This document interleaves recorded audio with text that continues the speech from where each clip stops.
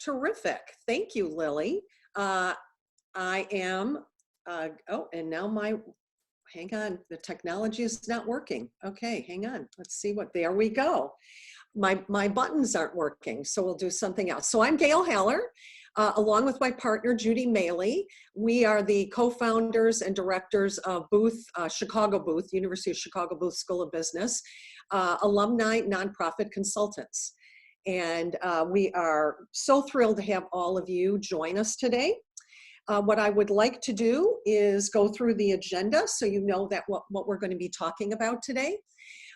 We're going to kick it off. Actually, Judy's going to kick it off with an introduction to the role of the nonprofit board structure and responsibilities. She's going to discuss the characteristics of great board members. I will then come back and talk to all of you about recognizing the life stages of your board and making the most impact with your board. Judy will rejoin us and kind of do a recap of, what you should take away from all of this. What should be your next steps? We are hopeful that you will learn a nugget or two from this presentation that you will be able to take back to your organization and board. And then we will end with discussion and questions. However, if you have a burning question that you would like us to answer, please, I guess it's called raise your hand, and Lily will let us know what that question is, or unmute you. I guess Lily told us that. So please do that. If not, and you can wait until the end, that's where we will be discussing any of your questions. However, before we launch into the presentation, we kind of found out a little bit about who is on the call today, but I think what would be really helpful is if you could go to the chat box and let us know a little something about your organization. Could you tell us the size of your board? And also the role you play in your organization. Are you a board chair, a board member? Are you an executive director? Are you part of the staff? What's your affiliation with the organization? Could you do that right now so we have a sense of who's in the room?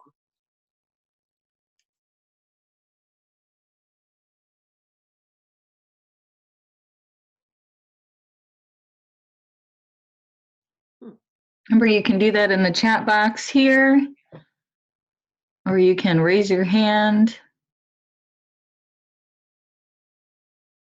to be unmuted.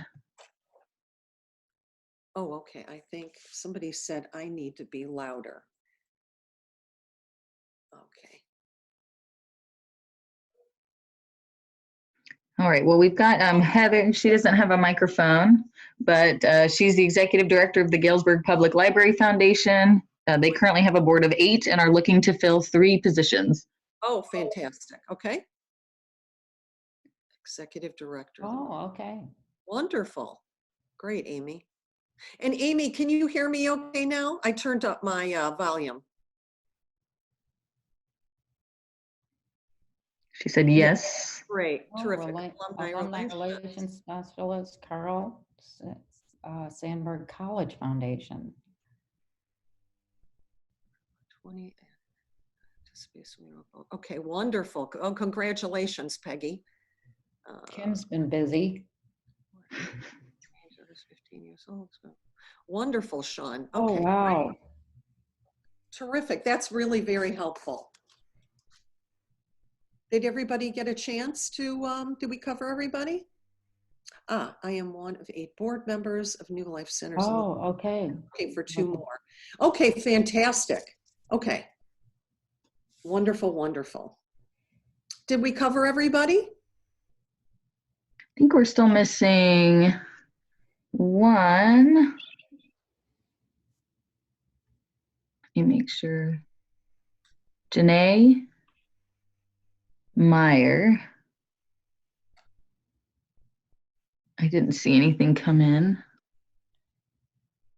but maybe she or he or they, maybe they will respond shortly. Okay. I'll keep an eye out. Okay, perfect. So I think I will turn this over to Judy. Okay. I'm going to go briefly and at a high level with the role of the board because seems like most of you have a good deal of experience. So no matter the size of the board or how long it's been in existence, the role of the board is to serve, as you know, as a fiduciary of the organization's assets. What does that mean? The fiduciary is someone who's acting on behalf of another with the expectation of trust. The nonprofit board is the central decision-making body for the nonprofit and has ultimate responsibility for the organization. So very briefly, there's 3 categories of fiduciary responsibility: duty of care, duty of loyalty, and duty of obedience. Duty of care is where the board members give care and attention to the oversight of the organization and are committed to its mission. So for example, board members actively participate in board meetings and have general knowledge of the board's finances. Another way a board can show duty of care is by delegating work to committees, such as appointing a treasurer and a finance committee to look over the budget, investments, etc., and report to the board. Duty of obedience means the board must be compliant with state and federal laws, including IRS regulations. It also means the board should be focused on the organization's governance and mission, including the bylaws, and that there's sufficient resources dedicated to the mission. So let's move on to the board responsibilities to fill these duties. There are 10 basic board responsibilities cited in Board Source that can be divided into 3 categories: strategy, people, and oversight. In terms of strategy, the board should create and review a statement of mission and purpose that speaks to the organization's goals and primary constituents served. The board also determines the programs which are consistent with the organization's mission and purpose and monitors their effectiveness. The board should also be able to clearly articulate the organization's mission to the public and garner support from the community. In terms of people, one of the primary board responsibilities is to select the chief executive and then support them and assess their performance. Competent boards are built by recruiting and orienting new board members and by the board evaluating its own performance. We're going to go into this more a bit later. In terms of oversight, a board must actively participate in the planning process and assist in implementing and monitoring the plan's goals. A board also has to ensure adequate resources from the organization to fulfill its mission. And the board must assist in developing the annual budget, ensuring that proper financial controls are in place. And lastly, the board is ultimately responsible for ensuring adherence to legal standards and ethical norms. Next slide, please. Okay, how do you create an effective board structure? First, let's talk. Several of you, it looks like, or a couple of you are looking to add new members. So hopefully this slide will be helpful to you. First, let's talk about a nominating committee, which has the role, as you may know well, for the governance of the organization. If there's an established nominating committee at the organization, it's that committee's role to lead the board in identifying the most important skills and qualities the organization needs in board members in order to advance the mission. Nominating committees generally do this by identifying, recruiting, and onboarding new members and overseeing the annual assessment of the board's health as a whole. We're going to talk about onboarding more, but one note here. Newly formed nonprofit boards or founder boards, which Gayle will discuss in a minute, may not have a nominating committee. So in this case, the founder and the other board members at that organization will handle this role until a larger board and committee structure is established. Okay, what size board should you have? Let's start off by saying there is no fixed formula for size and and composition of a board. The average nonprofit board in the US has 15 board members, but the question, is there an optimal size of a board, can be turned on its head and asked, is there an optimal size or number of board members for your unique board?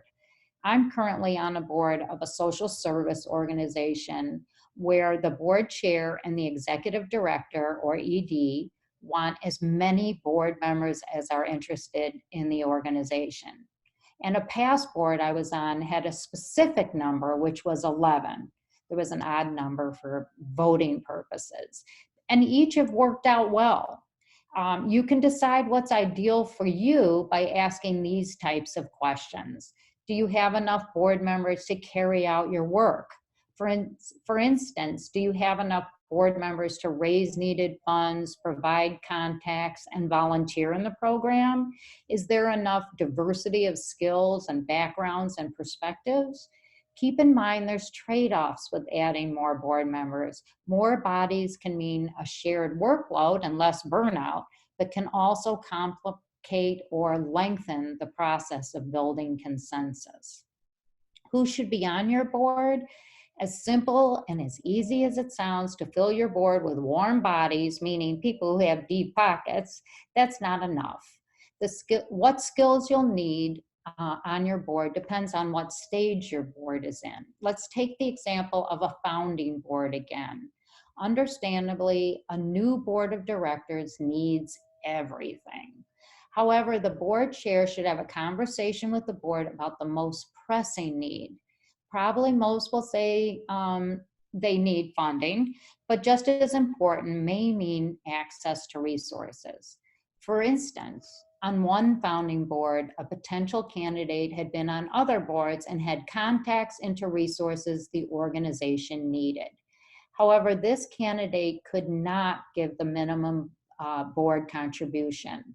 The board asked her to join anyway because her access to resources was a long-term benefit.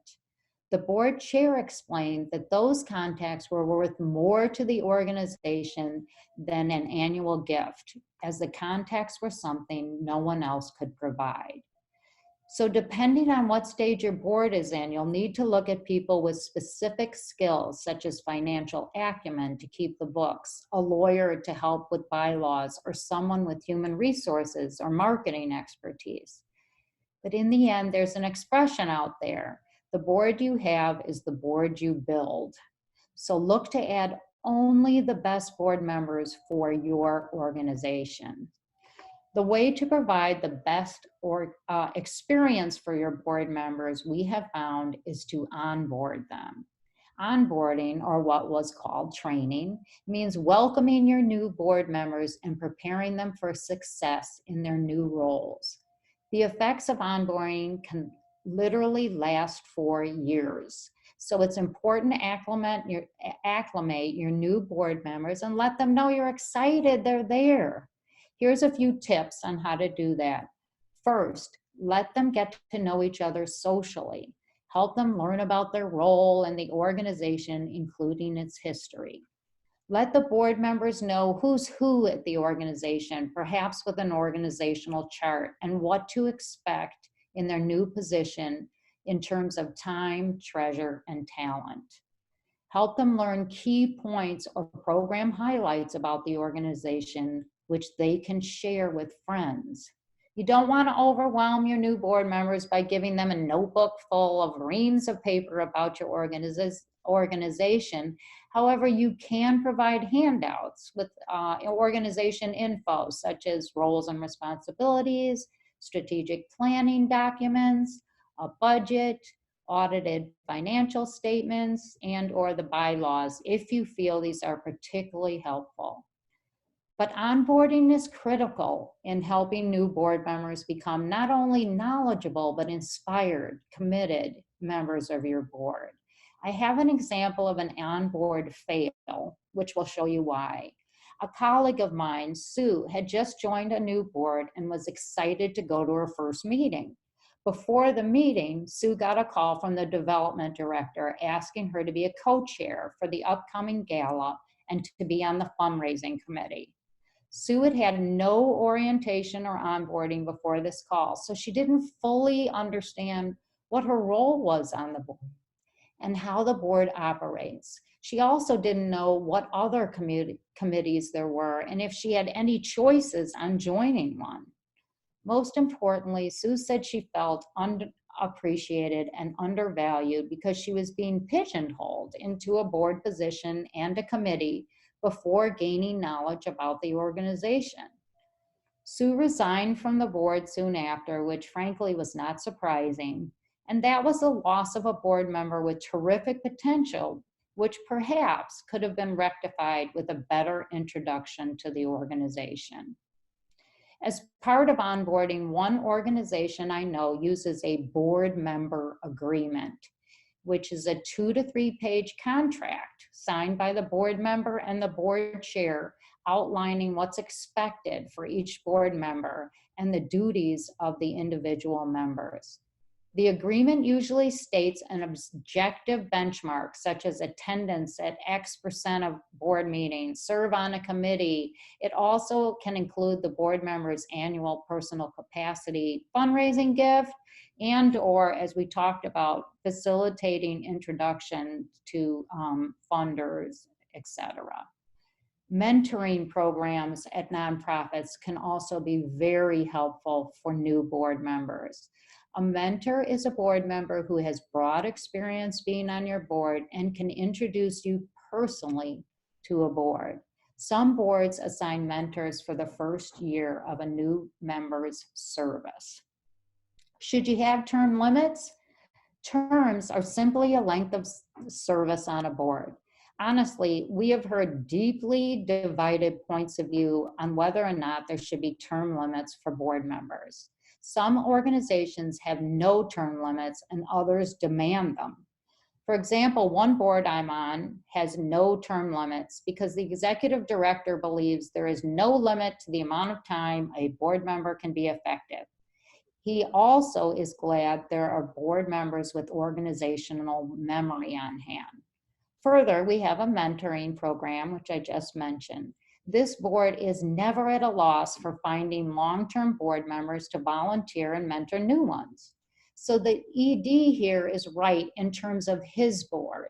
He has many committed and active long-term members. In fact, one of the most vocal, passionate board members there, who runs the nominating committee, has been on the board for 30 years and is still running strong.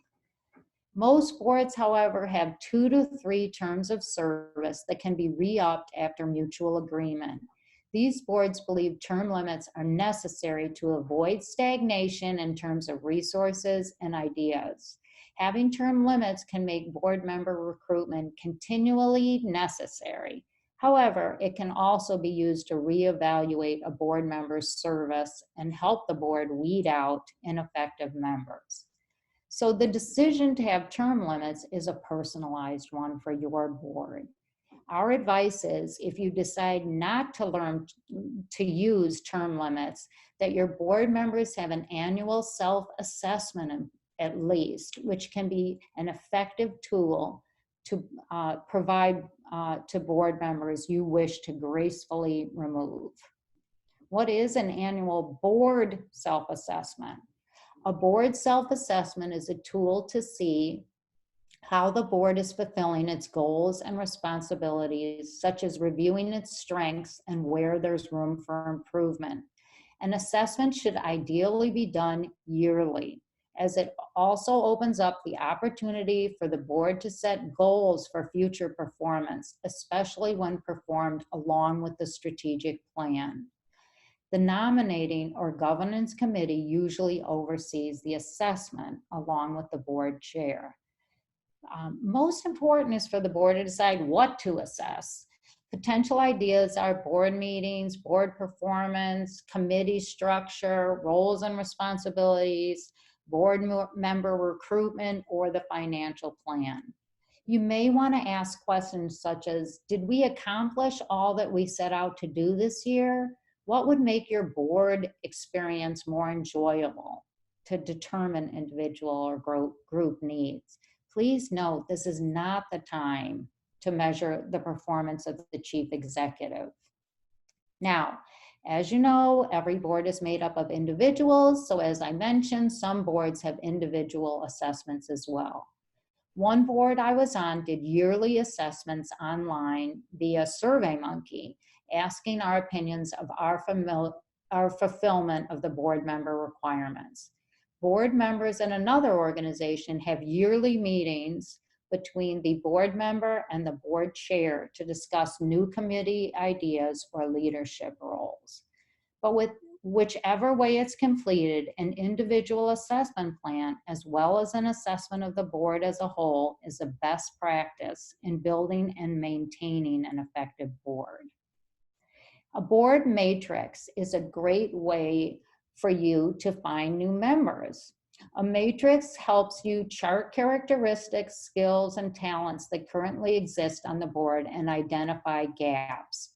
Typical items on a board matrix are demographic info to ensure diversity, age, gender, race, ethnicity, geographic location, professional experience, leadership qualities, community connections or funders, past board experience, and capacity to give. It gives you a clear, or it helps you get clear, I should say, on who you absolutely need to have on your board. So here's a simple spreadsheet with board member criteria on the rows and member prospect names at the top. You can check boxes for each person on your board and your prospects so you can see who you need with what characteristics. For instance, you can see here, member 1 on this chart has the characteristics the board is hypothetically looking for of being Hispanic, 30 to 50, and is an accountant. This will help you when you look for new board members. Instead of asking generally, does anyone know a good prospect for the board?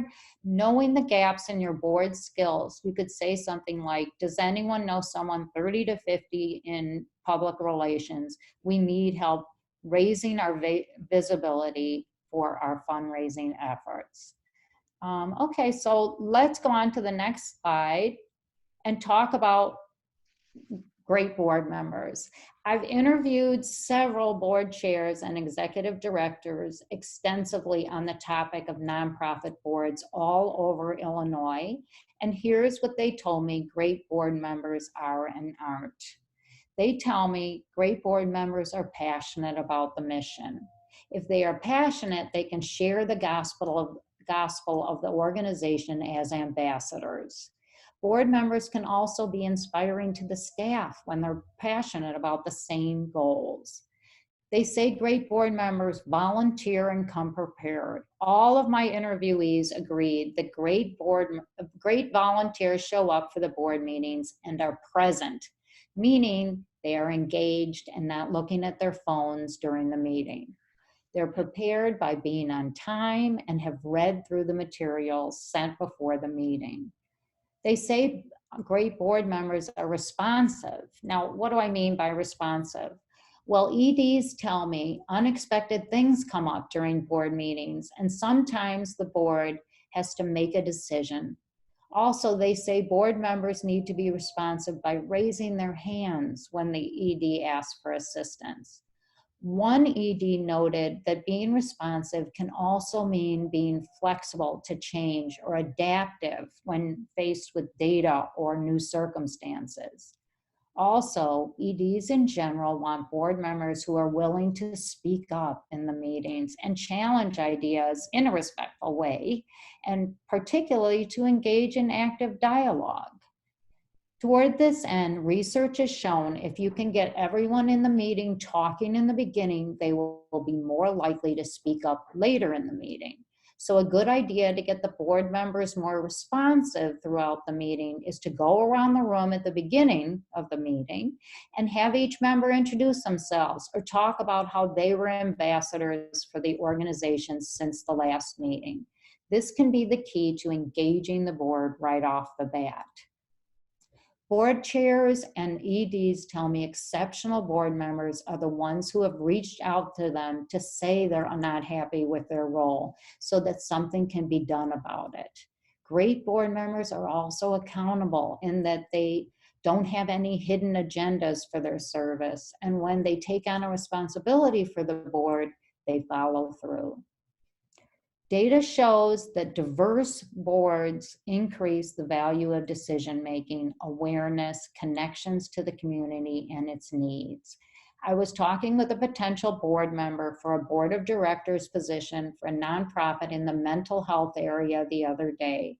She told me she was passionate about the nonprofit, but didn't see any board members who looked like her, meaning her age. Boards taking steps to address inclusion and equity are only enhancing themselves. Plus, having board members who bring a diverse perspective is critical to the success of a board.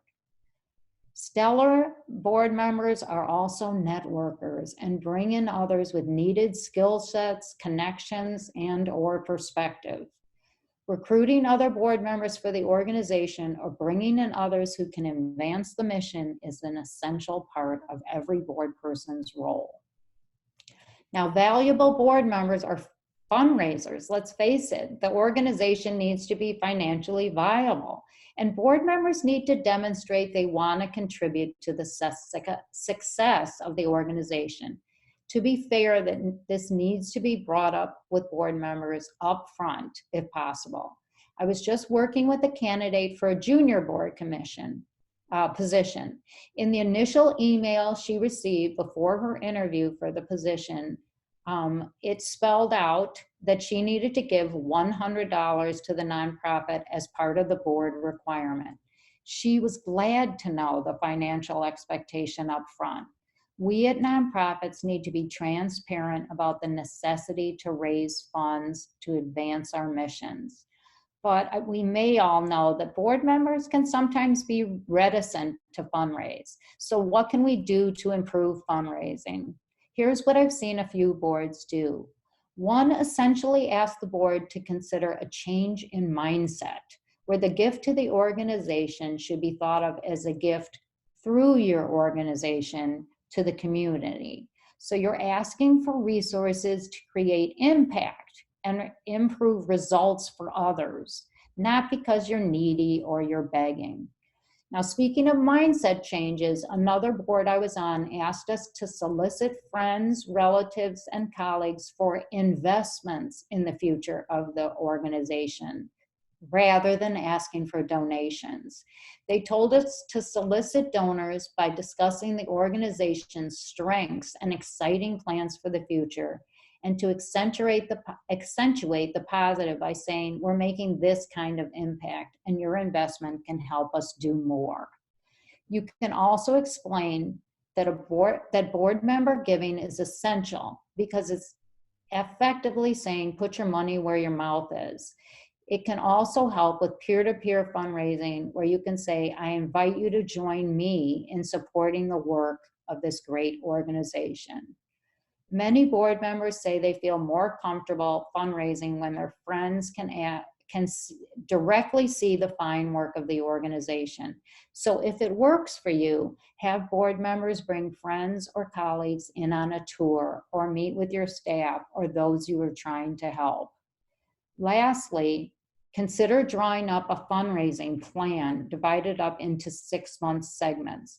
Each segment includes the fundraising to be undertaken in that segment with goals for each and who's responsible for each. Now let's talk briefly about what board members are not. The executive directors I've interviewed told me that board members need to be task-oriented doers, not just sitting back as complacent advisors.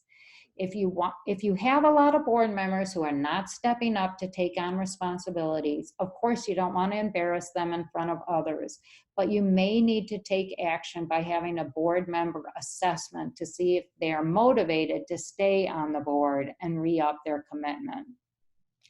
In terms of managing larger boards, it's important to recall the boards are in place to focus on the organization's mission, strategy, and goal, whereas staff is responsible for the implementation. The board's only direct report is the executive director, and staff must also work through the executive director on board-related or other matters. Um, Great board members are not bored and uneducated adds to the organization. Does your board seem unfamiliar with and uninterested in the strategy and mission of your organization? Here are some of the out of the ordinary questions my interviews asked me or told me that you may want to ask yourself about your board. Do they know that each one of them are there for a reason that will benefit the organization? Do they know what that reason is? They may need to be reminded. Are they hearing heartwarming stories about the work of the organization? How heartwarming stories can reconnect board members to the mission. Those stories don't necessarily have to be about clients. They can be about staff too. Do they know each other socially? Are they comfortable around each other? Are they hangry? That's half hungry and half angry. I've never been to a board meeting on one board without food. They told me it's critical to having board members content and social and ready to work. And lastly, are you starting and ending the board meetings on time? Board members are volunteers and have busy lives, so don't like to have their time wasted. So time should be spent in board meetings on the most impactful engagement to advance your work, and that will keep them interested. Gayle, do you want to talk about the life stages of a nonprofit board? Sure. Thanks, Judy. That was terrific. I could certainly relate to many of the things Judy just said. In fact, I was just thinking about how one board I was on, it was a foundation, and we were having trouble getting our board members motivated to raise money at the year end. It was a particularly difficult time. And we decided, let's throw a holiday party and let's bring some of the people from the community who have benefited from the foundation's efforts. And we brought in this one organization. It was a father and son who gave an incredibly moving presentation, and we were all in tears at the end. And a number of people just said, I've now got a speech, a elevator pitch, if you will, that I can now give to people in the community in order to help me raise money for the organization. So I personally have seen that, and that worked really well in our organization. What I want to talk about is the life stages of a nonprofit board or nonprofit boards. Maybe some of you have seen this before or read about it. There are a number of organizations, Board Source, for example. Here I have board passages where I received this information from. And you may see, founding, managerial fundraising, or an iteration of 3 or 4 or 5 of these. The point is, what I'm going to talk about is that boards are not and should not be static. They evolve with the organization, and they have to grow with the organization. And what I'd like to take you through are these various life stages.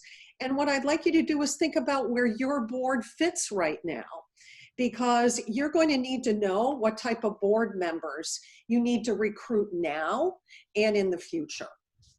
So let's take a look at the 5 different life stages and the attributes of each of these nonprofit boards.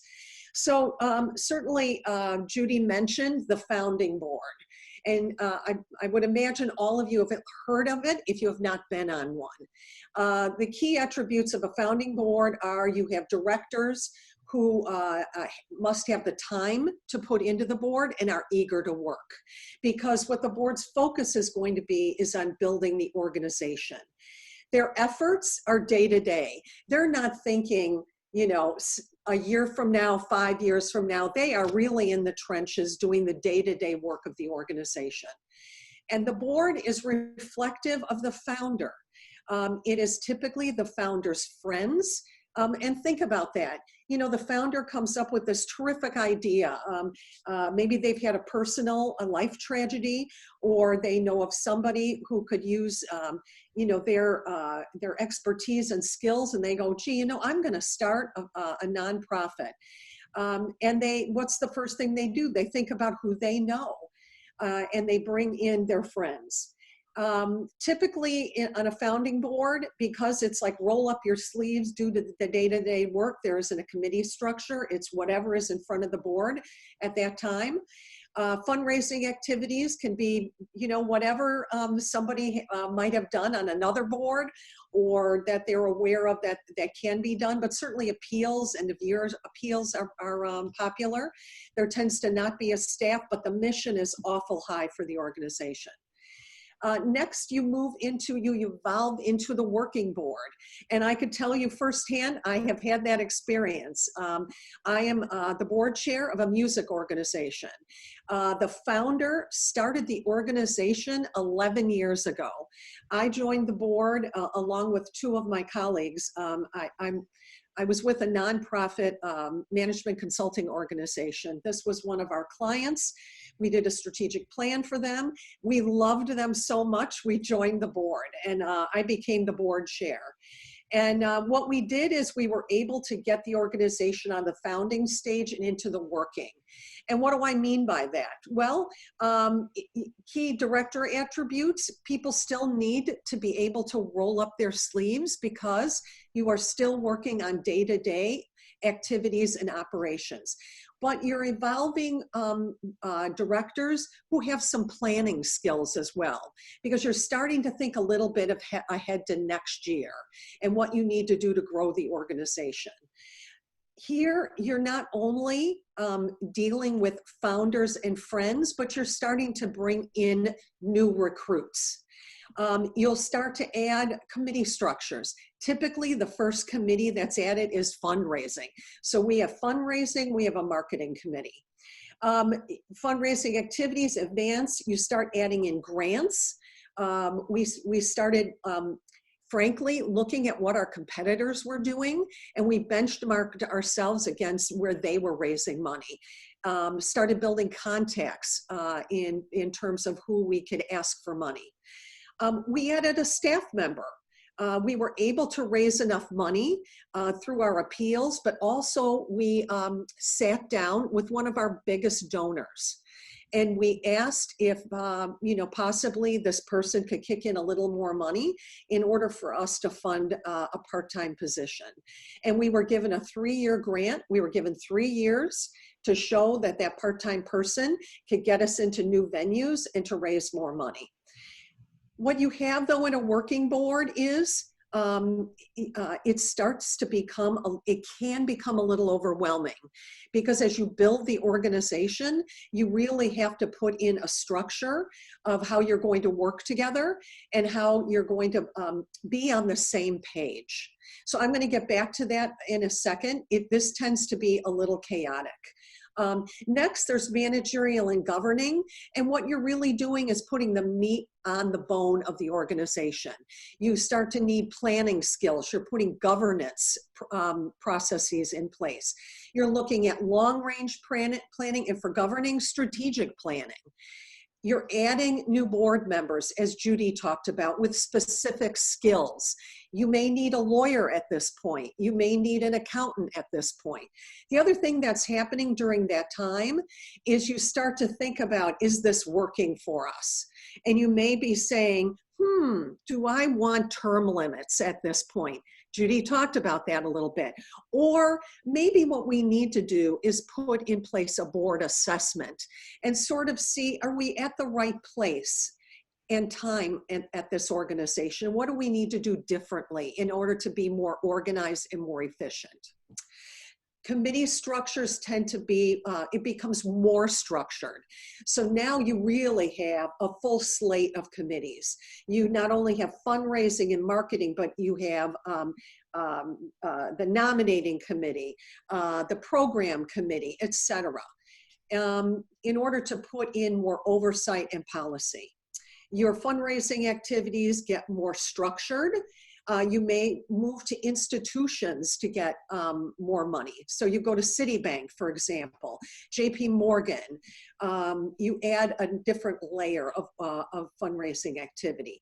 The staff starts to become more professional. People take on specific roles within the organization as opposed to just doing everything. What happens also is you have to be careful here, because Judy mentioned this. You want to continue to engage your board. You want people to be happy doing what they're doing, or else the passion can decline because you're focusing so much on building capacity. It can seem a little bureaucratic. It could seem a little overwhelming. So doing a board assessment, if you're managerial or governing, is so critical to keeping people motivated. Finally, you could be a fundraising board, and these tend to be really big organizations. You know, in Chicago, it could be, you know, the Field Museum, the Art Institute, the Lyric Opera. They tend to be fundraising boards. The board members they have really are all about the ability to raise money. They also tend to be very highly structured. The executive committee really is running the show there. You'll have, you know, 4 to 6 board meetings a year, but in between the committees are meeting. But really where the decision making takes place is at the executive committee. You walk into the board meeting and it's boom, boom, boom. You know, you put in front of the board, you know, the marketing committee would like us to do this, all agree, raise your hand. So it tends to be very structured. The passion, though, can be very high. If you enjoy fundraising, you will enjoy putting on galas, you enjoy big events. It could be a very exciting time to be on a fundraising board. Going back, what does all this mean? You know, looking at this for you. If you're in a founding board position, and I don't think anybody here is, looking at who is on the call right now, moving from founding to working can be particularly difficult. And for a variety of reasons. One, you're adding staff, the staff is taking over, and they may take over from a board member who enjoyed doing that kind of work. You need to find a role for them, for the board member who is no longer engaged in doing that work, and put them in another meaningful role.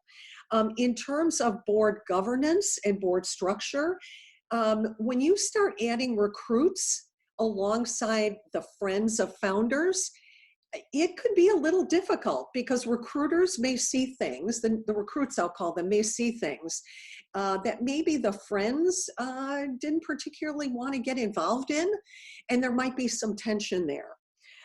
You all have to agree on priorities. And I would say that for all of the board levels, but in particular, that could be particularly contentious going from founding to working. And that's where often boards fall apart because they can't agree on what the priorities are. Likewise, going from governing to fundraising, really what happens here is you are entering into professional fundraising. And some staff or board members may feel that they're not needed anymore. And especially as the executive committee takes over, they may feel like, well, I enjoyed discussing at length what we needed to do for marketing ourselves better, or programs. I enjoyed talking about that. And so executive committees, when they take over, can take away some of the joy of the decision-making that goes on in the board meetings.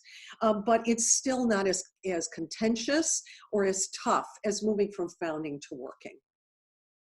Okay, next, I'm going to talk about a little bit about what stage is your nonprofit in. And I'm looking at an organizational level. But how does that affect your board? So what does the board have to do at each stage of growth that the organization is in? First of all, I want to say we're going to talk idea all the way through to the terminal stage. Not all organizations go through all of these stages.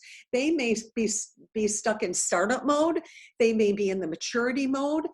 I mean, what a wonderful place to be in maturity, you know, and not go into decline.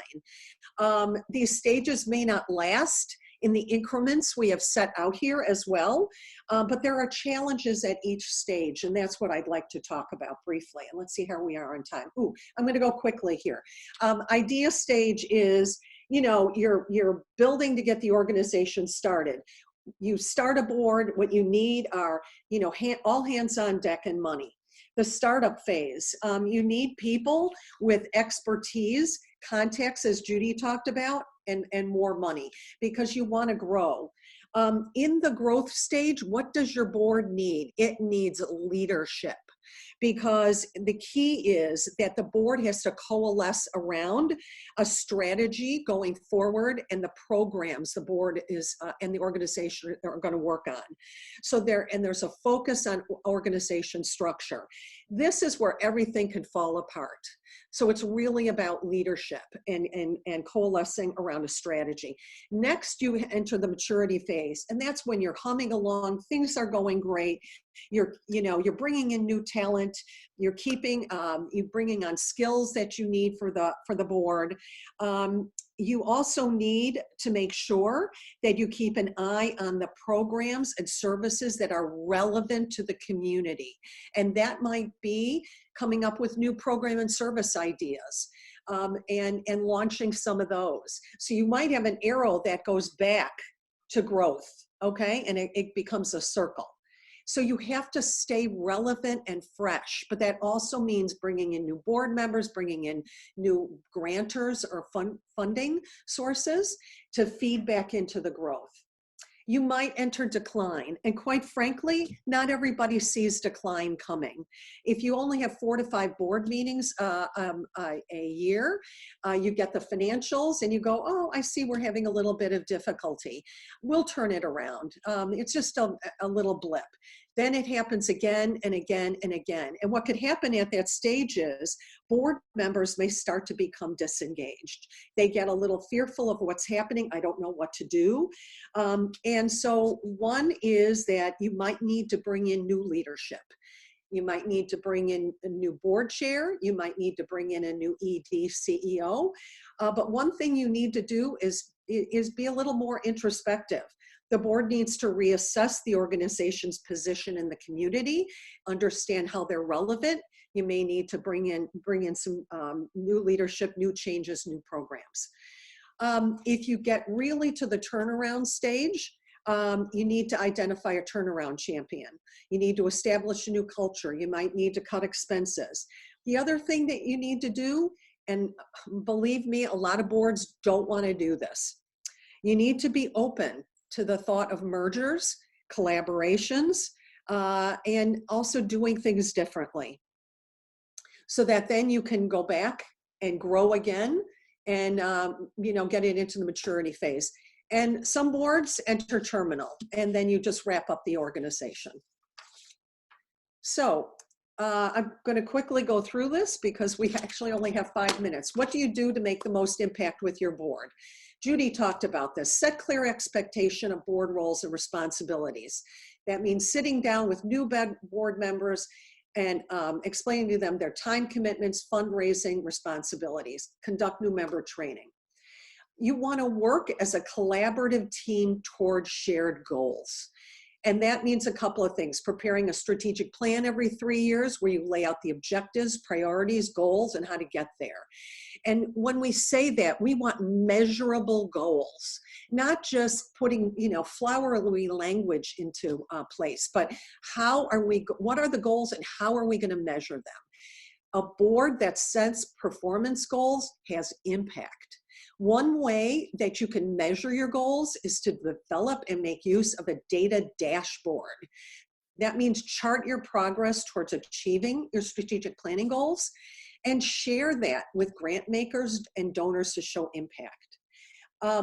Also, you want to ensure that your financial resources, you have resources for this year and in the future. Judy talked about this. Hold board members accountable for their financial commitments. The board chair should be doing that. You need to identify alternative sources of funding. We had this happen to us. We had a funder drop out. We didn't get the money. We went back to them and said, why did we not get the money this year? And they explained why. And we fixed the problem. But what we should have done is we should have continually looked for new sources of funding so that we didn't fall short that 1 year of funding. As one of the, I think it was Judy's CEO said, no margin, no mission. Judy talked about conducting a board assessment. So important to do in order to measure your progress, remind board members of their responsibility, help shape board operations, build trust, facilitate a communication between the CEO and the board. And you want shared clarity around the board role and in helping the organization. And one thing I would like to point out to you is, yes, use SurveyMonkey to do that on an annual basis. It's very easy to do that. The nominating committee puts together the survey and then it's shared with the board. But I would, every few years, get somebody outside your organization to facilitate the board assessment. So have them do a board survey for you. I think it will, you won't have a bias. Somebody will have a fresh perspective. The board and the chief executive should have an agreement on the priorities and the execution of the organization. You should be on the same page. You should ensure that the board and committee meetings are well run. This sounds obvious, but a lot of boards don't do this. Send out the agenda and board packet a week ahead of time in order for people to be able to review it. Create to-do lists at each board meeting, assign responsibility for people, and follow up. Annually evaluate the performance of the director and the CEO and ensure a transparent board staff communications and ask the tough questions. Judy, do you want to wrap up here? Sure, just quickly takeaways. Next steps for you to first take stock of your current board situation. What type of a board are you on? As Gayle said, is it a founders board or working board? What stage of the life cycle are you in? Then take an assessment of your board or of your individual board members with what does your board do well? Where are their gaps? Do you need new board members? Specifically, who with what characteristics are needed? Talk with your board and engage them in the process. Why did they think there's gaps? Or what are the reasons? Do they have thoughts on how to help? One note here, after self-reflection, it is possible that your board thinks the issue is not with them, but actually with the executive director. In this case, your board should make sure you conduct an annual review of the executive director. Also, the board chair should be having regular talks with the executive director to bring up, among other things, any points of contention with the board. Lastly, set aside some time, as Gayle talked about, to conduct a review of your strategy and goals for this organization. These next steps will help you get on your way to for a new effective board. And that's the end of our formal presentation. And I wonder if we have time for maybe 1 or 2 questions. I think we do, and we've got one that came in from Pat first. How long typically is the length of a board meeting? What is the length of a board meeting? Typically, yes. Yeah, wow. Well, Judy, you could answer this too. I have been on board meetings that have been as short as an hour, and some could be a half a day. So here's what I would say. An hour to an hour and a half, people start to get tired and burned out after that. But I think you need to set aside annually where you have a planning meeting once a year. And that might take a half a day. Judy, do you have any other thoughts? Most of my board meetings have been either an hour or an hour and a half, as you said. I think as important as setting expectations with your board so that there's no confusion, so they know beforehand how long the meeting is and what's expected of them. And sending out the materials ahead of time. Absolutely. Will shorten the board, the length of time you're sitting there. Gayle, can you see the chats? There's a question from Peggy. Yep. The life stages seems to suggest there is a desirable progression through the various stages. However, once you get to the managerial, governing, and fundraising life stages, aren't the key director attributes of each of these stages, planning skills, policy skills, ability to raise money, still needed in a high-performing board? Absolutely. No doubt about it. Really, when you get into a board that is humming, as I said, yes, you need planning. You need to plan for the future. Not only planning for the financial resources of the board, but for the programs, services. You need to stay ahead of where the organization is going so that you don't end up in the turnaround decline situation. So absolutely. But you know what? Most boards don't think ahead. They don't think about what skills are going to be needed in order to grow the organization. They tend to think about, well, do you know anybody? Because really a board member, their job is to bring in new board members. And so if you don't do kind of what Judy was suggesting, you might just bring in warm bodies, and those aren't the right people to help you grow your organization. Judy, any other thoughts on that? No, I think you said it well. Any questions?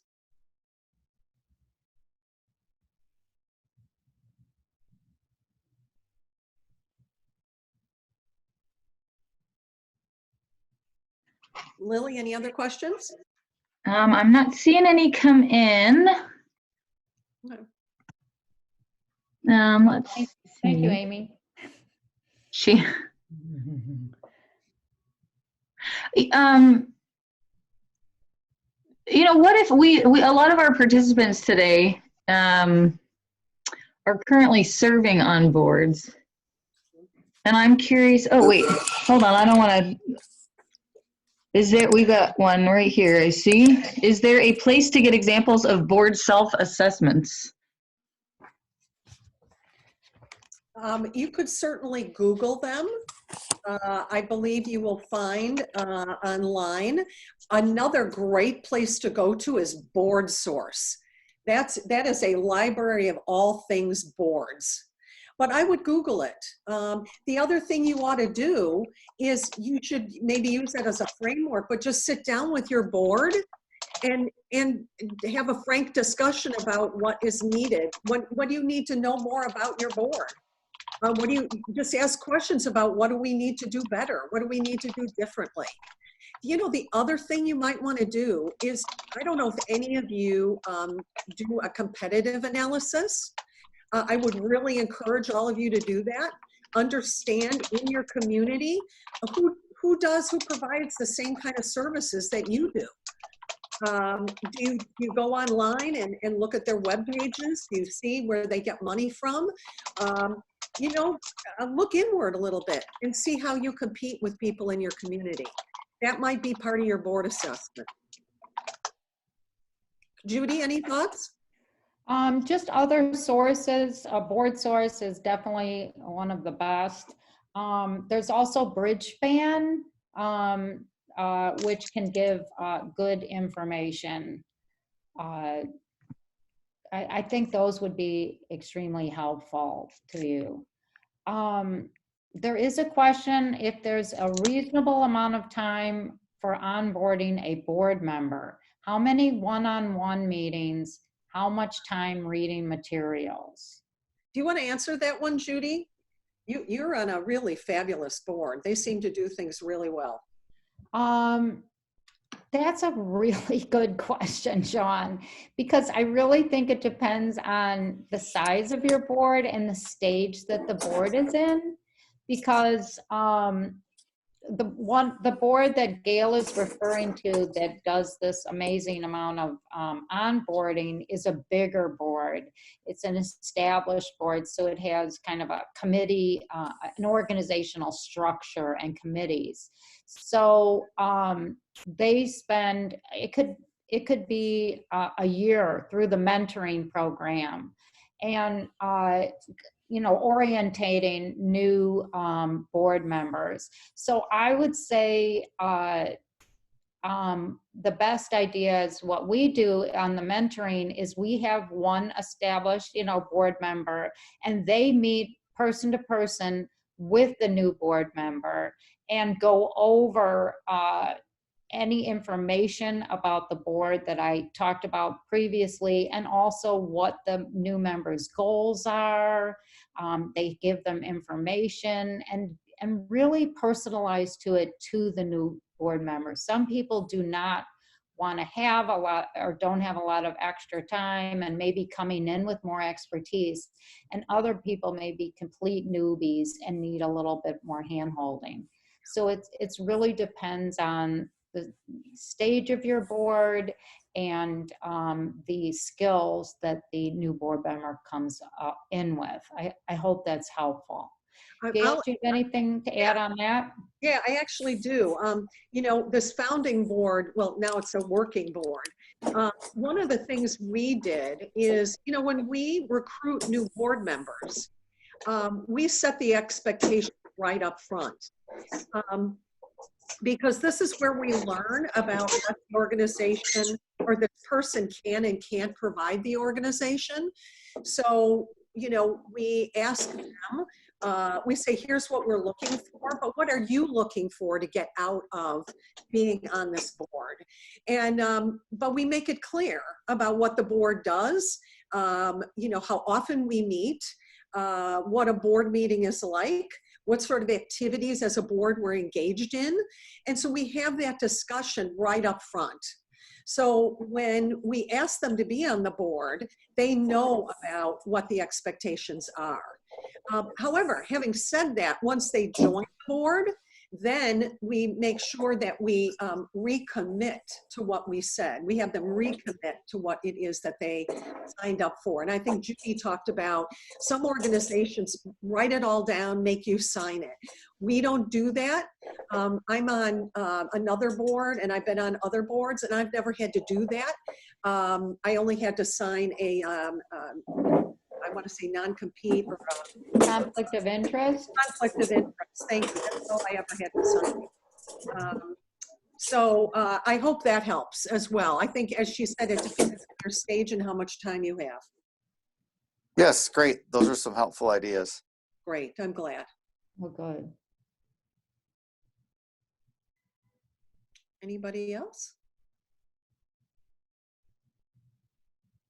I am curious, and I do just want to let people know, you know, Gayle and Judy, as long as you're willing, we can keep this this conversation going. But just if you have to hop off, this will all be in the recording that we're going to send you. I was curious. You talked a little bit about, you know, using your current board members to, you know, recruit members. You assess kind of where the gaps are, and you ask them who they know. But what if you know, what if they say they don't know anybody and you kind of find yourself at a loss within your board? How do you find new members? How do you kind of reach outside of your little circle and bring new members in? Yeah, that is, wow, isn't that the $1 million question? So yes, the first thing is to remind your board that, you know, they need to look into their networks to see who might fit, as Judy said in that chart, what is needed on the board. The other places to go, though, are your donor list.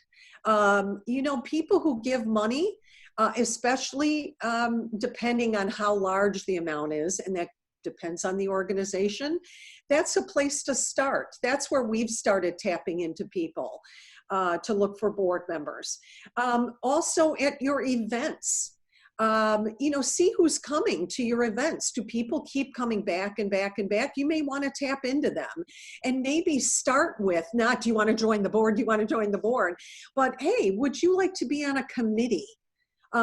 That's how I got onto one board, is I went to their events and I gave a little bit of money, and somebody I knew who was on the board said, hey, Gayle, would you like to be on, you know, this committee and help us in this way? And I joined the committee and I had a blast. And then they asked me to be on the board.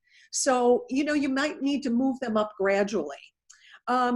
Formally, there are organizations online where you can find board members. Some of them are the following: idealist.org. In fact, all of these are .org. Idealist, Volunteer Match, Board Net USA, LinkedIn. Use LinkedIn to post a board opening. The Volunteer Center of Northeast Metro Chicago is another way to post an opening. BoardNet in particular, we have tried using them for our board. And what you do is you have to pay, I believe it's $1,000. The person who is interested in being on a board pays $1,000.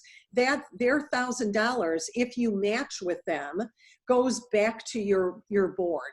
So you get your $1,000 back. So those are some of the ways. Another is, I'll put a plug in here for the University of Chicago Booth School of Business. Booth School of Business, the Rustani Center has a program called ABC, Alumni Board Connect. And what it does is it matches nonprofits with Booth alums who want to be on boards. Judy, did I miss anything?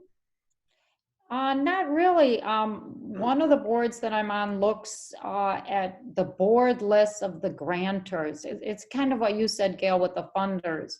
Yeah. And we review who's on the board of who's just given us a grant. And sometimes there are board members that we recognize, on that board. And if someone has learned about you and decides that you deserve a grant, if you know them personally, it can help to reach out to them personally and see if they're interested or about your board. Otherwise, it's really talking about people who have the same passion or interest that your board, with the mission of your board. An example of this is I went to an event for a homeless organization this week, and wasn't really thinking about new board members, but going to tour it. And one thing they asked us is if we could bring some lightly used or new winter gloves, socks, scarves, any warm clothing for people who are homeless, who use their services. And I asked a couple people in my building that I've never talked to about this organization if they had any slightly used clothing. And they came with bags of items, which was very much appreciated, but it was also a chance for me to talk to them about what this nonprofit does. And those are people that eventually, when I learn about what their interests are and their passions for service, that I may be able to bring in as a potential committee or board member. The other thing I just thought of, Chicago, this would be tough to do, but maybe in smaller communities, some, what do you call it, commerce, Chamber of Commerce, Rotary clubs, they have a afternoon of service where they allow nonprofits to set up tables, and the community comes in to learn about how they can join a nonprofit board, either to join a board or maybe provide a couple of hours of service. That's something, if you're in a smaller town, you might want to approach the Chamber of Commerce or a Rotary and say, hey, would you maybe consider putting this on for those of us in the nonprofit community to help us raise awareness of our nonprofit and to help us attract not only board members, but those who wish to maybe serve on, just provide some service to a nonprofit.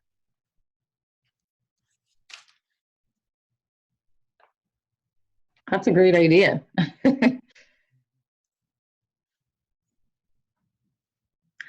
All right, I think I don't see any more questions come through. Thank you again, everybody. And Gayle and Judy, thank you so much for sharing your time and your expertise with us. This was a really great presentation. Everyone be on the lookout for the email with the link. And Gayle, if you don't mind, can we send the PowerPoint presentation as well? Right. You bet. Great. And I'll see if maybe we can get just some basic templates for board assessments that we could send your way, just to give you an example of something to look at to help you as you continue this discussion in your own organizations. So thank you, everyone. Great. Thank you. Thanks, everyone. Thank you. Have a good day. Happy holidays. Thanks. Bye-bye. Bye. And they exit. All right.